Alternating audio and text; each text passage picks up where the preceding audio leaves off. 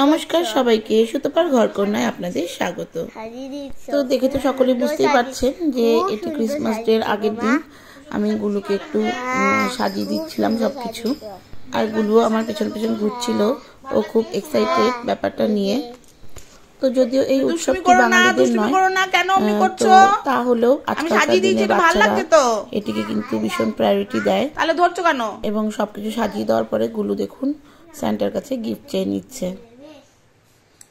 কি গিফট চেয়েছো সান্টা দাদুর কাছে? আর আচ্ছা, তো সে প্রচন্ড অস্থির হয়ে যাচ্ছে এবং বারবার এসে দেখছে যে তার গিফটটা দিয়ে গেছে কিনা।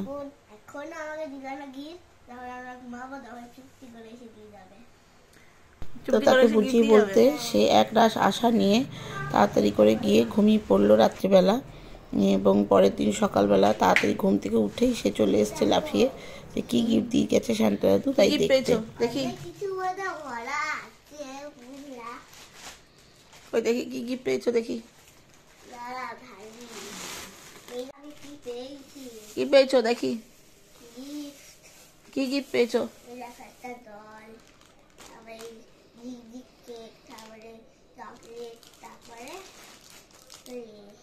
তো ক্রিসমাসের গিফট পেয়ে তো সে বেজায় খুশি, তার আর খুশি ধরছে না, তার আনন্দের আর ঠিকানা নেই।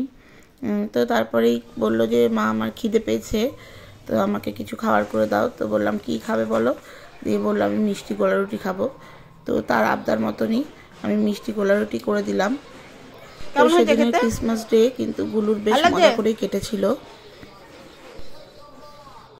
তো তারপরে সন্ধ্যেবেলায় মেলায় যাওয়ার আগে সে রেডি হয়ে গেছে। তো সে কেক না কেটে কিছুতেই যাবে না মেলায়, আর আমাদের কাউকে কেকটা ধরতেও দিচ্ছে না, কাটতেও দিচ্ছে না, সে নিজেই কাটবে। আর কেকটা খুব শক্ত লাগছিল মনে হয়, তো কেমনভাবে দেখুন সে নিজেই কাটার চেষ্টা করছে। তো তারপরে আমি দেখলাম যে কেকটার খুব খারাপ অবস্থা হয়ে যাচ্ছে, সেই জন্য একটু ধরে হাত লাগালাম।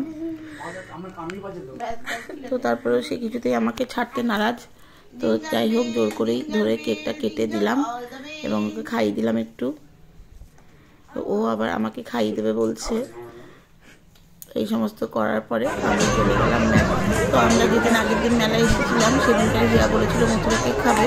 তো সেদিন হিয়াকে যেহেতু খাওয়ানো হয়নি মথুরা কেক, তাই আজকে আমরা প্রথমেই এসে মথুরা কেকের দোকানে চলে গেছি। তো প্রথমে মথুরা কেক নিয়ে তারপর আমরা মেলায় ঘুরতে শুরু করেছিলাম। তো আমার যে সকল দর্শক বন্ধুরা আমাকে দেখছেন তারা সকলেই জানেন যে আমি থাকি বোলপুর শান্তিনিকেতনে, এবং এইটি সেই প্রসিদ্ধ বোলপুর শান্তিনিকেতনের পৌষ মেলা। এই পৌষ মেলাকে কেন্দ্র করে এই 4-5 দিন কিন্তু আমাদের এখানে বিশাল এক উৎসব চলে, যেমনটি দুর্গাপুজোয় হয় ঠিক তেমনটি। তো এই মেলা যদি আপনারা এসে সামনে থেকে উপভোগ না করেন তাহলে আমি ভাষায় বর্ণনা করেও বা আপনাদেরকে ক্যামেরাবন্দি করেও সেই সব কিছু আপনাদের সামনে তুলে ধরতে পারবো না। তো এই পৌষ মেলার আনন্দ উপভোগ করতে গেলে আপনাদেরকে কিন্তু একবার আসতেই হবে বোলপুর শান্তিনিকেতনের পৌষ মেলা ঘুরতে। তো আমরা বাড়ি ফিরে আমি রাতের ডিনারের প্রস্তুতি শুরু করে দিয়েছি। পাস্তাটা প্রথমে সেদ্ধ করে নিয়েছিলাম, 2টো ডিম ভেজে রেখে দিয়েছি, তারপরে একবারে প্রেসার কুকারে সাদা তেল বাটার দিয়ে একদম রসুন কুচি, পেঁয়াজ কুচি, আদা কুচি দিয়ে আর চিকেন, তারপরে সমস্ত সবজি দিয়ে একদম নেড়ে চেড়ে পাস্তা দিয়ে আবার খানিকটা বাটার এবং চিজ দিয়ে আর একটু জল দিয়ে আর একবার প্রেসার কুকারে একটা সিটি মেরে নিলাম। তো তারপরে তাড়াতাড়ি সিটিটা খুলে তার মধ্যে দিয়ে দিলাম ছোট এক প্যাকেট দুধ, গোলমরিচের গুঁড়ো আর বড় চামচের 1 চামচ গুঁড়ো দুধ। একটু লবণটা কম মনে হচ্ছিল, তার জন্য একটু বিট লবণ দিয়েছিলাম। আর দিয়ে দিয়েছিলাম আমি যে বাড়িতে মশলাটি করে রাখি, জিরে, ধনে, শুকনো লঙ্কা, ওগুলো যে গুঁড়ো করে রাখি শুকনো খোলায় পেস্ট করে সেটা। তারপরে ডিমটা দিয়ে ভালো মতো নেড়ে চেড়ে আর দিয়ে দিয়েছিলাম একটু ধনেপাতা।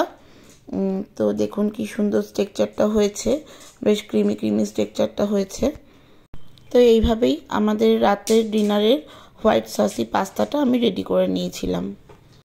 তো চলুন তাহলে ভিডিওটি আজকে এই পর্যন্তই রইল। ভালো লাগলে একটি লাইক শেয়ার সাবস্ক্রাইব করে অবশ্যই আমার পাশে থাকবেন। আর আমার যে সকল বন্ধুরা আমার চ্যানেলটিকে সাবস্ক্রাইব করেছেন তাদেরকে অসংখ্য অসংখ্য ধন্যবাদ। আর আমার যে সকল বন্ধুরা আমার ভিডিও দেখেন কিন্তু সাবস্ক্রাইব করতে ভুলে গেছেন তাদেরকে অনুরোধ রইল সাবস্ক্রাইব করে দিতে। Thank you.